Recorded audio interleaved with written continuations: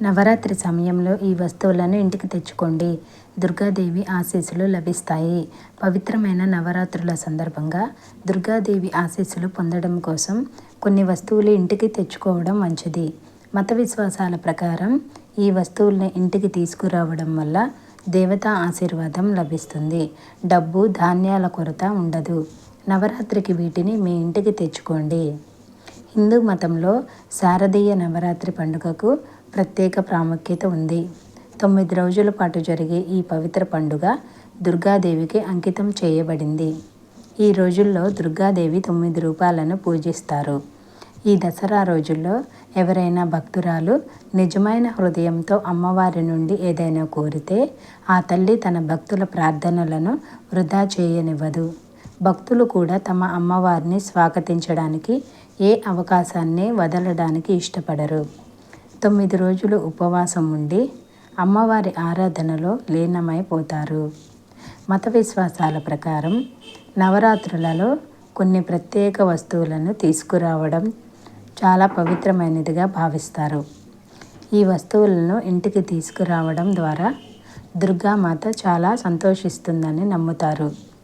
తన భక్తులకు తన అనుగ్రహాన్ని ప్రసాదిస్తుందని చెబుతారు. ఎలాంటి వస్తువులు తెచ్చుకోవాలో తెలుసుకుందాం. వెండి నాణెం. మతపరంగా నవరాత్రుల్లో ఇంటికి వెండి నాణెం తీసుకురావడం చాలా పవిత్రమైనదిగా భావిస్తారు. ఇది లక్ష్మీదేవికి చిహ్నంగా భావిస్తారు. వెండి నాణ్యాన్ని తెచ్చి గుడిలో ప్రతిష్ఠించి పూజిస్తే ఆ ఇంట్లో ఐశ్వర్యం మిగులుతుందని, డబ్బుకు లోటు ఉండదని చెబుతారు. అటువంటి పరిస్థితిలో మీరు ఈ నవరాత్రికి మీ ఇంటికి వెండి నాణ్యాన్ని కూడా తీసుకురావచ్చు. అయితే మతపరంగా లక్ష్మీదేవి, గణేశుడి చిత్రం ఉన్న నాణ్యం మరింత పవిత్రమైనదిగా పరిగణించబడుతుంది. తులసి మొక్క. మతపరంగా ఎంతో పవిత్రమైనదిగా భావించే తులసి మొక్క మీ ఇంట్లో లేకుంటే ఈ నవరాత్రికి తప్పకుండా తులసి మొక్కను కొనండి. నవరాత్రుల పవిత్ర సందర్భంగా దీనిని తీసుకురావడం చాలా పవిత్రం. ఈ రోజుల్లో తులసికి ప్రతిరోజు దీపం వెలిగించి నీరు పెట్టడం వల్ల అమ్మవారు ప్రసన్నురాలై ఇంట్లో శాంతి, సంతోషాలు నెలకొంటాయని చెబుతారు. లక్ష్మీదేవి చిత్రం. నవరాత్రులలో లక్ష్మీదేవి చిత్రాన్ని లేదా విగ్రహాన్ని తీసుకురావడం కూడా చాలా పవిత్రమైనదిగా పరిగణించబడుతుంది. నవరాత్రులలో దుర్గామాత స్వరూపిణి అయిన లక్ష్మీదేవిని పూజించడం ద్వారా ఇంట్లో ఎప్పుడూ సుఖ సంతోషాలు ఉంటాయని చెబుతారు. అయితే విగ్రహం లేదా చిత్రాన్ని తీసుకొచ్చేటప్పుడు లక్ష్మీదేవి కూర్చున్న భంగిమలో ఉండాలని గుర్తుంచుకోండి.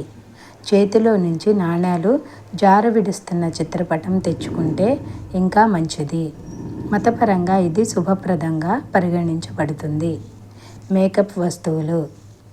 నవరాత్రులలో దుర్గాదేవికి 16 అలంకార వస్తువులను సమర్పించడం చాలా శుభప్రదంగా పరిగణించబడుతుంది.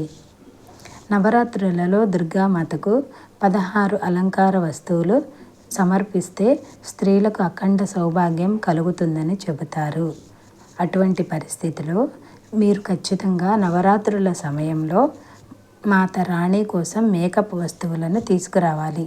మీరు మీ ఇంటి సమస్యలను వదిలించుకోవడం కోసం అమ్మవారి విగ్రహం లేదా చిత్రానికి వాటితో అలంకరించవచ్చు. నవరాత్రులలో దీనికి చాలా ప్రాధాన్యత ఇవ్వబడింది. కలశం ఏర్పాటు. నవరాత్రుల మొదటి రోజున కలశ స్థాపనకు విశేష ప్రాముఖ్యత ఉంది. అటువంటి పరిస్థితిలో మీరు నవరాత్రి సమయంలో కలశాన్ని కొనుగోలు చేయాలి.